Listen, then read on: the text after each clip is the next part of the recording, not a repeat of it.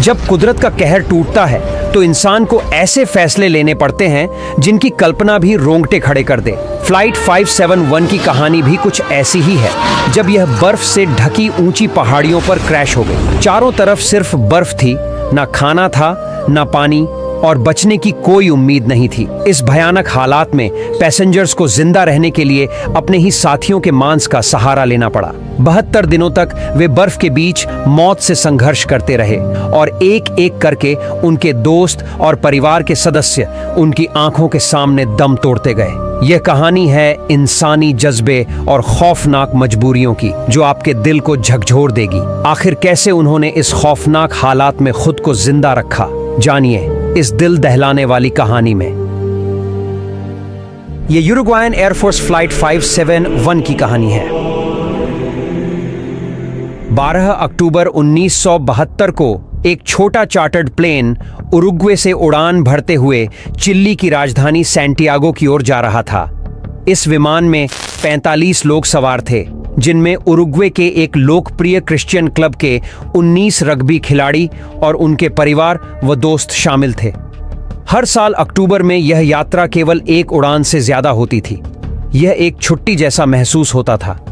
हर साल team Santiago जाती थी ताकि चिली की नेशनल रग्बी टीम के साथ एक फ्रेंडली मैच खेल सके, जो इस यात्रा को प्रतिस्पर्धा और छुट्टी दोनों का एक मिला जुला अनुभव बनाता था। यह विमान कोई साधारण यात्री विमान नहीं था। यह एक फेयरचाइल्ड FH-227D था, जो उरुग्वे एयरफोर्स का सैन्य विमान था, जिसे अक्सर नागरिकों को किराए पर दिया जाता था क्योंकि सेना का बजट सीमित था। उड़ान का नियंत्रण एक अनुभवी पायलट कैप्टन फेराडास के हाथों में था, जो पहले कई बार एंडीज पर्वतों पर उड़ान भर चुके थे और उनके पास 5000 से अधिक उड़ान घंटों का अनुभव था। उनके साथ को-पायलट लागुरारा थे, जो एक ट्रेनी पायलट थे जो इस चुनौतीपूर्ण एंडीज मार्ग को सीख रहे थे। उनके रास्ते में एक खतरनाक क्षेत्र प्लंचॉन पास पड़ता था, जो अपने अचानक और खतरनाक मौसम के बदलावों के लिए जाना जाता था। शुरुआत में उड़ान एकदम सामान्य थी और सभी यात्री काफी रिलैक्स महसूस कर रहे थे, लेकिन जैसे ही विमान एंडीज के करीब पहुंचा, मौसम खराब होने लगा, जिसके कारण उन्हें अर्जेंटीना के मेंडोसा शहर में रात के लिए रुकना पड़ा। यात्रियों ने इसे एक मजेदार अनुभव माना और कई लोगों ने देरी के दौरान वाइन भी खरीदी। अगले दिन 13 अक्टूबर को आसमान साफ था और विमान ने फिर से दोपहर के करीब 2:18 पर उड़ान भरी। सभी यात्री चिल्ली पहुंचने के लिए उत्साहित थे। शुरुआती घंटों में सब कुछ सामान्य था और माहौल खुशनुमा था, लेकिन वे सीधे एंडीज की ओर बढ़ रहे थे, जो दुनिया की सबसे खतरनाक पर्वतमालाओं में से एक मानी जाती है। उन्हें यह नहीं पता था कि उनकी यात्रा अब एक भयानक और अप्रत्याशित मोड़ लेने वाली थी।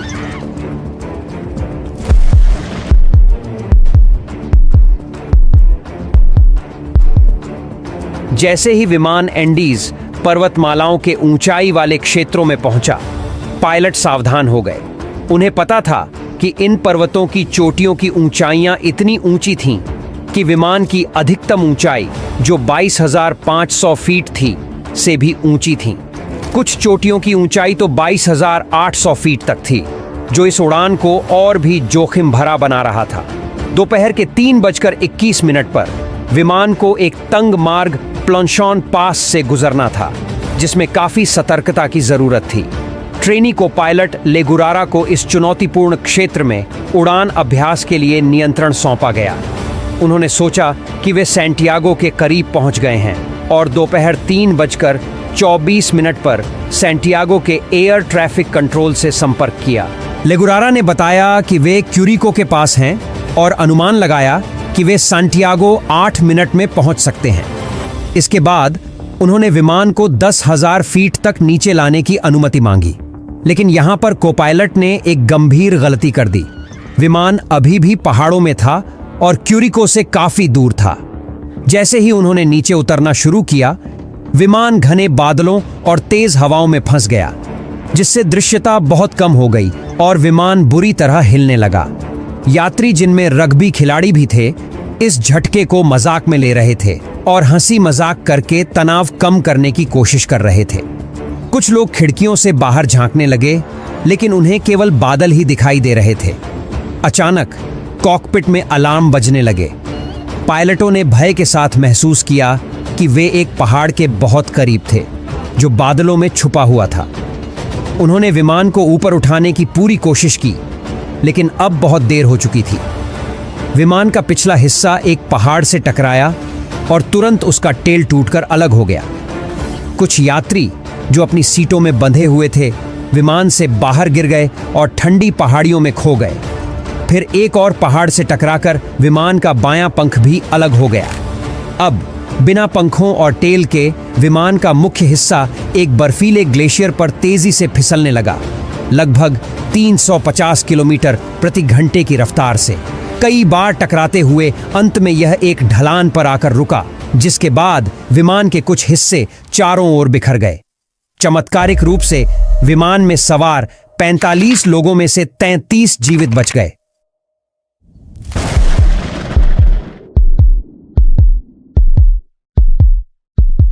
जैसे ही बचे लोग मलबे से बाहर निकले, वे ठंडी हवाओं और कड़ाके की ठंड से घिर गए। एंडीज की ऊंचाई पर स्थित इस एकांत और दुर्गम पहाड़ी ढलान पर जहां विमान दुर्घटनाग्रस्त हुआ था, चारों तरफ बर्फ और ऊंची चोटियां थीं। यहां उनके लिए जीवित रहना लगभग असंभव प्रतीत हो रहा था। उनके पास केवल वही कपड़े थे जो वे पहले से पहन रखे थे, जो हल्के गर्म मौसम के लिए उपयुक्त थे। दुर्घटना के बाद के शुरुआती क्षण बहुत ही उथल-पुथल से भरे थे। कुछ जीवित लोग गंभीर रूप से घायल थे, कुछ सदमे में थे, कुछ मदद के लिए चिल्ला रहे थे, जबकि अन्य अपने परिवार या दोस्तों की तलाश मलबे में कर रहे थे। बचे हुए लोगों में 2 मेडिकल स्टूडेंट्स, रॉबर्टो कैनेसा और गुस्तावो जर्बिनो थे, जिन्होंने तुरंत घायलों की सहायता शुरू की। उनके पास कोई मेडिकल सामान नहीं था, लेकिन जो कुछ भी उनके पास था उसका उपयोग उन्होंने प्राथमिक चिकित्सा के लिए किया। कपड़े या सामान के टुकड़ों को उन्होंने पट्टियों और टूटी हड्डियों के सहारे के रूप में उपयोग किया। कैनेसा और जर्बिनो मलबे में घूमते हुए प्रत्येक व्यक्ति की चोटों का आकलन करने लगे, ताकि सबसे जरूरतमंद व्यक्ति को पहले मदद मिल सके। उनमें से एक सबसे गंभीर घायल व्यक्ति फर्नांडो पराडो था, जिसके सिर में गंभीर चोट आई थी और वह बेहोश था। कैनेसा और जर्बिनो को डर था कि वह जीवित नहीं बच पाएगा। जैसे जैसे उन्होंने घायलों का उपचार जारी रखा, उन्हें अपनी सीमित संसाधनों का बखूबी एहसास हो गया। इस बीच कुछ बचे लोग बाहर स्थिति का जायजा लेने गए। उन्होंने देखा कि विमान का पिछला हिस्सा दुर्घटना के दौरान पूरी तरह से टूटकर अलग हो गया था, जिसमें आवश्यक सामान, अतिरिक्त कपड़े और भोजन भी चला गया था। मलबे के अंदर उन्हें केवल थोड़ी सी खाद्य सामग्री मिली। 8 चॉकलेट बार, मसल्स का एक टिन, जैम का एक छोटा जार, मूंगफली का एक पैकेट, कुछ खजूर, सूखे बेर और वाइन की कुछ बोतलें। यह मात्रा 33 लोगों के लिए पर्याप्त नहीं थी। स्थिति की गंभीरता को समझते हुए सभी बचे लोगों ने अपनी सारी खाद्य और पेय सामग्री एक जगह इकट्ठा की और उसे बहुत सावधानी से बांटने का निर्णय लिया। भोजन का थोड़ा थोड़ा हिस्सा हर दिन दिया जाने लगा, ताकि वह ज्यादा समय तक चल सके। पानी के लिए उन्होंने बर्फ इकट्ठा की और उसे खाली वाइन की बोतलों में भरकर धूप में धीरे धीरे पिघलने दिया। हालांकि यह प्रक्रिया धीमी थी और कई लोग पानी के लिए इंतजार करते हुए परेशान हो गए थे। 13 अक्टूबर की रात जैसे जैसे ढलने लगी, बचे हुए लोग एंडीज में अपनी पहली ठंडी रात का सामना करने के लिए मजबूर थे। कड़कड़ाती ठंड से बचने के लिए वे सभी मलबे के अंदर एक साथ सिमट गए। उन्होंने सीट के टुकड़ों और सामान का उपयोग विमान के खुले हिस्से को ढकने के लिए किया, ताकि ठंडी हवा से थोड़ी सुरक्षा मिल सके। फिर भी तापमान लगातार गिरता रहा और उनके लिए सोना असंभव हो गया। जैसे जैसे रात गुजरती गई, वे इस आशा से चिपके रहे कि सुबह होते ही बचाव दल आएगा। उन्हें लगा कि दुर्घटना की खबर चिली और उरुग्वे तक पहुंच गई होगी और जल्द ही एक खोजी दल भेजा जाएगा। दुर्घटनाग्रस्त विमान एक खड़ी पहाड़ी पर बर्फ में ढका हुआ था, जिससे इसे ऊपर से देख पाना कठिन था। उनमें से हर किसी को उम्मीद थी कि सुबह होते ही बचाव दल आ जाएगा, लेकिन 14 अक्टूबर की सुबह जब हुई तो उनकी उम्मीदें टूट गईं।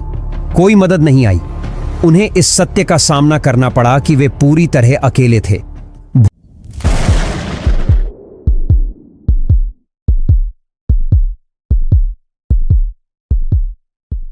दुर्घटनाग्रस्त विमान एक खड़ी पहाड़ी पर बर्फ में ढका हुआ था, जिससे इसे ऊपर से देख पाना मुश्किल था। साथ ही सूरज की तेज चमक बर्फ पर टकराकर उनकी आंखों में जलन और धुंधलापन पैदा कर रही थी। इस स्थिति को स्नो ब्लाइंडनेस कहा जाता है। उनकी ताकत लगातार घट रही थी, लेकिन कुछ बचे हुए लोगों ने मदद का इशारा करने की कोशिश की। उन्होंने बैगों से लिपस्टिक और नेल पॉलिश इकट्ठा की और प्लेन के ऊपर SOS लिखने की कोशिश की। उम्मीद थी कि अगर कोई विमान ऊपर से गुजरे तो ये चमकीले अक्षर पायलट की नजर में आ जाएं। लेकिन जल्द ही उनका सामान खत्म हो गया और वे इसे पूरा नहीं कर सके। उन्होंने बैग और अन्य सामान को बर्फ पर क्रॉस के आकार में भी सजाया ताकि ऊपर से इसे आसानी से देखा जा सके। जैसे जैसे रात होती गई, तापमान और भी गिरता गया और उन्हें एक और ठंडी रात का सामना करना पड़ा। उनमें से कई और कमजोर हो चुके थे। दुर्भाग्यवश 5 और यात्रियों ने रात में ही दम तोड़ दिया। उनकी मौत का दुख बाकी बचे लोगों पर भारी पड़ रहा था। अब उनकी संख्या केवल 28 रह गई थी। अक्टूबर 15 की सुबह बचे हुए लोगों ने भारी दिल के साथ फैसला लिया कि उन्हें अब जीवित रहने के लिए कुछ और करना होगा, क्योंकि अभी तक कोई भी रेस्क्यू टीम नहीं पहुंची थी। उन्हें अब महसूस हो गया था कि वे शायद लंबे समय तक फंसे रहेंगे। अगले कुछ दिनों तक उन्होंने छोटे छोटे हिस्सों में खाना शुरू किया। कभी एक छोटा सा चॉकलेट का टुकड़ा खा लेते तो कभी वाइन की एक घूंट पी लेते। यह उन्हें थोड़ा सहारा जरूर देता था, लेकिन भूख की तड़प हमेशा बनी रहती थी। 16 अक्टूबर को, यानी दुर्घटना के 3 दिन बाद, फर्नांडो पराडो कोमा से जाग जाते हैं। उनके सिर में गंभीर चोटें थीं और किसी को उम्मीद नहीं थी कि वह बच पाएंगे। जब वह होश में आते हैं तो उन्हें पता चलता है कि उनकी मां इस हादसे में मारी गई हैं और उनकी बहन गंभीर रूप से घायल है। यह खबर सुनकर वह टूट जाते हैं, लेकिन अपनी बहन को बचाने की उम्मीद में अपना खाना और पानी उसे दे देते हैं। दुर्भाग्यवश 8 दिन बाद उनकी बहन की हालत और बिगड़ जाती है और वह भी दम तोड़ देती है। अपनी बहन को खोने का दुख फर्नांडो पराडो के लिए अत्यंत दर्दनाक था, लेकिन इसने उन्हें एक नई दृढ़ता दी, खुद को और दूसरों को बचाने के लिए। बीतते समय के साथ वे कभी कभी ऊपर से विमान उड़ते हुए सुनते और हर बार वे मदद के लिए हाथ हिलाते और चिल्लाते, लेकिन सफेद प्लेन बर्फीले पहाड़ों के बीच से दिखाई देना मुश्किल हो रहा था। हर असफल कोशिश के बाद वे और भी हताश और अकेला महसूस करने लगे थे। 21 अक्टूबर को, दुर्घटना के 8 दिन बाद, उन्होंने एक छोटा रेडियो चालू करने में सफलता पाई, लेकिन जो उन्होंने सुना वह बेहद निराशाजनक था। रेस्क्यू टीम ने मान लिया था कि इस दुर्घटना में कोई भी जीवित नहीं बचा है और उन्होंने तलाश भी बंद कर दिया है। यह खबर सुनकर कई लोग टूट गए और रोने लगे, जैसे उनकी सारी आशाएं खत्म हो गई हों। लेकिन फर्नांडो पराडो ने कुछ अलग महसूस किया। उन्होंने चुपचाप एक निर्णय लिया कि यदि उन्हें बचाने कोई नहीं आ रहा तो वह खुद को और अपने साथियों को बचाने का रास्ता निकालेंगे। उस दृढ़ संकल्प के साथ उन्होंने खुद को बचाने के लिए एक अविश्वसनीय योजना बनानी शुरू की।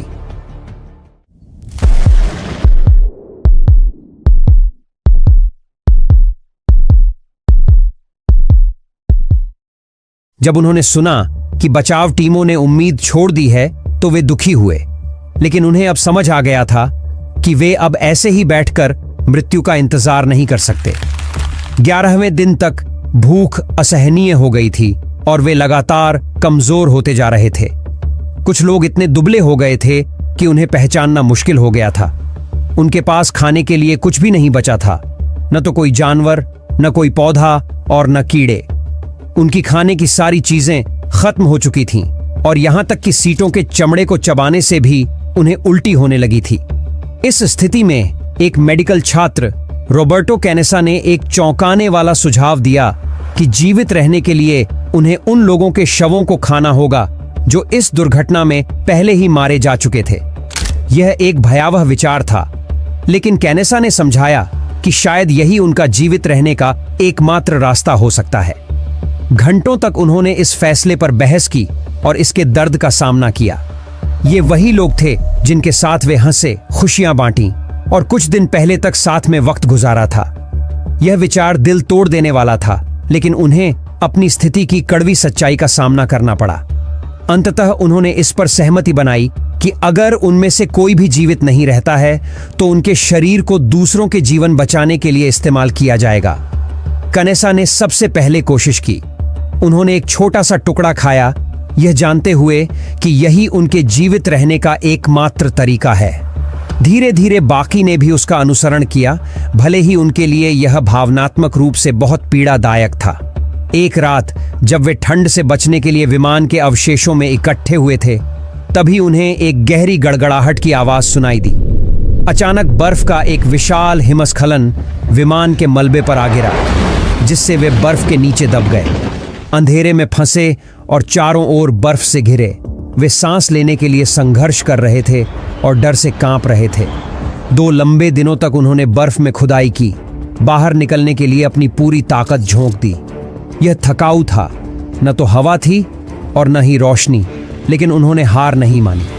अंततः वे एक छोटा सा सुरंग बनाकर बाहर निकलने में सफल हुए। दुख की बात है कि हिमस्खलन ने उनके 8 और साथियों की जान ले ली।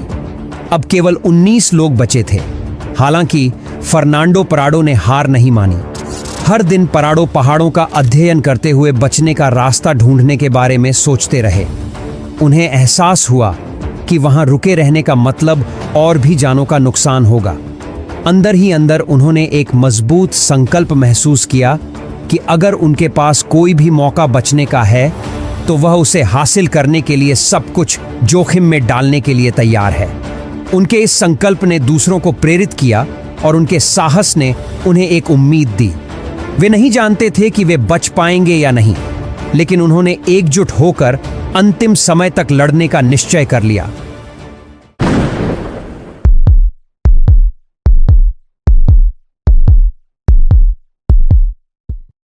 दुर्घटना के 2 महीने बाद फर्नांडो पराडो और रॉबर्टो कैनेसा ने बर्फीले पहाड़ों से बाहर निकलने का साहसी निर्णय लिया। हर दिन पराडो ने ऊंचे पहाड़ों को देखा, इस उम्मीद में कि अगर वे सबसे ऊंची चोटी पर चढ़ सकें तो शायद उन्हें कोई घाटी या सड़क दिखेगी जो उन्हें लोगों तक वापस ले जा सके। उनके पास पर्वतारोहण का कोई अनुभव नहीं था, बहुत ही कम संसाधन थे और ठंडी हवा उनके मिशन को बेहद जोखिम भरा बना रही थी। बाकी बचे लोगों ने इस खतरनाक यात्रा की तैयारी में पराडो और कनेसा की मदद की। उन्होंने विमान के मलबे से सामग्री का उपयोग करके उपकरण बनाए। 18 वर्षीय कार्लोस ने अपने सिलाई किट से एक साधारण स्लीपिंग बैग बनाया, जिसमें सीटों से निकाला गया सामग्री भरा गया ताकि रात में उन्हें गर्म रख सके। ठंड से बचने के लिए पराडो और कैनेसा ने जितने भी कपड़े मिल सके पहन लिए। 12 दिसंबर 1972 को दुर्घटना के ठीक 2 महीने बाद पराडो और कनेसा ने पश्चिम की ओर अपनी यात्रा शुरू की। उनके साथ एंटोनियो विजिंटन भी थे, जो सामान ले जाने में मदद करने आए थे। बाकी बचे लोगों ने उन्हें बर्फीली पहाड़ियों पर चढ़ते देखा, इस अनिश्चितता के साथ कि वे अपने दोस्तों को फिर से देख पाएंगे या नहीं। उनके लिए पहला दिन बेहद कठिन था। गहरी बर्फ में चलना हर कदम पर भारी पड़ रहा था और पतली हवा में सांस लेने में मुश्किल हो रहा था। वे लड़खड़ाते हुए आगे बढ़ रहे थे और अपनी सारी ताकत लगा रहे थे। रात में ठंड इतनी ज्यादा थी कि चुभन महसूस हो रही थी, लेकिन वे खुद को बार बार याद दिला रहे थे कि वे सहायता पाने के करीब पहुंच रहे हैं। तीसरे दिन तक खाना भी लगभग खत्म हो चुका था। तब उन्होंने यह फैसला किया कि विजिंटन को वापस दुर्घटना स्थल पर लौट जाना चाहिए ताकि दोनों लोगों के लिए खाना बचाई जा सके। पराडो और कनेसा ने आगे चढ़ाई जारी रखने का निश्चय किया। उनके मन में एक दृढ़ संकल्प था कि उन्हें पहाड़ की चोटी तक पहुंचना ही है। 20 दिसंबर को 1 हफ्ते से भी अधिक समय तक चढ़ाई करने के बाद वे आखिरकार एक ऊंची चोटी पर पहुंचे। उनके शरीर बेहद कमजोर हो चुके थे और खाने का सामान खत्म हो गया था, लेकिन नीचे घाटी की ओर देखने पर उन्हें एक अद्भुत नजारा दिखाई दिया। वह हरी भरी घाटी और बहती नदियों का दृश्य था जिसने उनमें नई उम्मीद भर दी। उन्हें यकीन हो गया कि घाटी के नीचे लोग हो सकते हैं जो उनके दोस्तों को बचाने में मदद कर सकते हैं।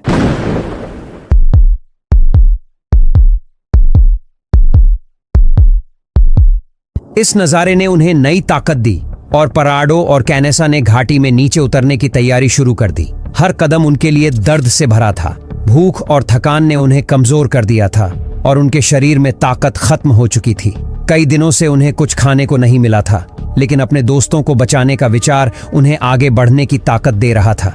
20 दिसंबर की शाम तक वे घाटी में नीचे उतर गए। अचानक उन्होंने एक मैदान में गायों का झुंड देखा।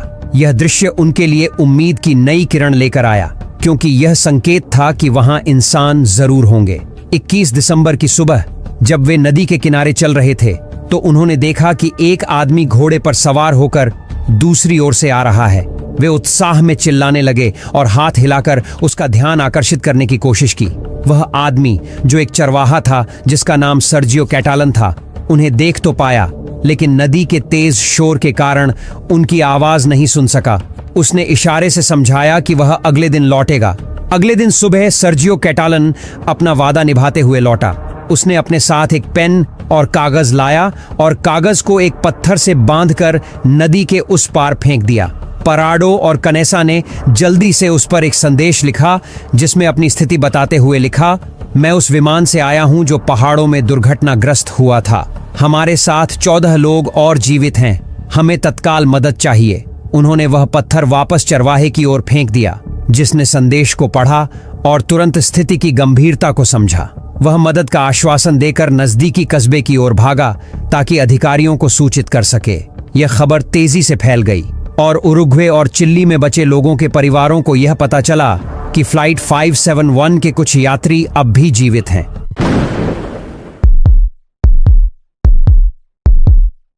यह जानकारी सभी के लिए किसी चमत्कार से कम नहीं थी। 22 दिसंबर की सुबह 2 हेलीकॉप्टर बचाव दल और चिकित्सा सामग्री लेकर उड़ान भरने के लिए तैयार थे। पराडो ने जोर देकर कहा कि वह बचाव दल के साथ दुर्घटना स्थल पर जाएगा ताकि वह उन्हें वहां का रास्ता दिखा सके। जब हेलीकॉप्टर मलबे के पास पहुंचा तो बचे हुए लोगों ने ऊपर देखा और उन्हें विश्वास नहीं हुआ कि आखिरकार मदद आ गई है। हेलीकॉप्टर की आवाज उनके लिए चमत्कार जैसी थी। बचे हुए लोग खुशी से झूम उठे। वे एक दूसरे से गले मिलने लगे और यह समझने की कोशिश करने लगे कि उनका संघर्ष अब समाप्त होने वाला है। कुल मिलाकर 45 यात्रियों में से केवल 16 लोग 72 दिनों तक संघर्ष के बाद जीवित बच सके थे। जब हेलीकॉप्टर बर्फीले एंडीज पर्वत के ऊपर से उड़ान भर रहे थे तो सभी जीवित लोग खिड़की से बाहर देख रहे थे। उनके मन में संघर्ष की यादें थीं, लेकिन साथ ही वे जीवन के लिए आभारी भी महसूस कर रहे थे। सैंटियागो पहुंचने पर उन्हें अस्पताल ले जाया गया। डॉक्टरों और नर्सों ने तुरंत उनकी देखभाल शुरू की। वे कुपोषण, ठंड के कारण हुए जख्म, ऊंचाई की बीमारियों और भूख से कमजोर हो चुके थे। प्रत्येक व्यक्ति का वजन काफी कम हो गया था और उनके शरीर उनकी कठिनाई की कहानी बयान कर रहे थे। जैसे जैसे यह खबर दुनिया भर में फैली, लोग फ्लाइट 571 की कहानी सुनकर हैरान रह गए। ये एक अद्भुत सहनशीलता और कठिन फैसलों की कहानी थी। हालांकि कई लोगों ने उनकी बहादुरी की सराहना की, लेकिन उनके जीवित रहने के कठोर तरीकों पर भी चर्चा हुई। खास तौर पर अपने मृत साथियों के शरीर का उपयोग खाने के लिए करने का निर्णय, जो उनके जीवित रहने के लिए जरूरी था। बचे हुए लोगों ने इसे ईमानदारी से स्वीकार किया और बताया कि यह उनके न रहने वाले साथियों का बलिदान था जिसने उन्हें जीवित रखा। फ्लाइट 571 की कहानी मिराकल ऑफ द एंडीज के नाम से जानी गई। हर जीवित व्यक्ति के दिल में इस हादसे ने गहरी छाप छोड़ी। आने वाले वर्षों में वे अपनी सामान्य जिंदगी में वापस लौट गए, लेकिन इस हादसे की यादें और उस संघर्ष की सच्चाई हमेशा उनके साथ रही। कुछ ने अपनी कहानी दुनिया के सामने रखी, जबकि अन्य ने अपनी यादों को निजी रखा। उनके लिए हर नया दिन एक उपहार जैसा था, जिसे वे दिल से संजोते रहे। फर्नांडो पराडो और रॉबर्टो कनेसा, जिन्होंने मदद पाने के लिए असंभव लगने वाले कदम उठाए, साहस और अडिग संकल्प के प्रतीक बन गए। उन्होंने अपने अनुभव साझा किए ताकि उन लोगों को सम्मान दिया जा सके जिन्होंने अपनी जान गंवाई। फ्लाइट 571 की यह कहानी सिर्फ एक त्रासदी नहीं थी, यह दोस्ती की ताकत और मानव इच्छा शक्ति की ऐसी मिसाल थी जो हर बाधा को पार कर सकती है। यह एक यादगार गाथा है जो बताती है कि कठिन से कठिन समय में भी इंसान जिंदा रहने के लिए हर मुमकिन कोशिश कर सकता है।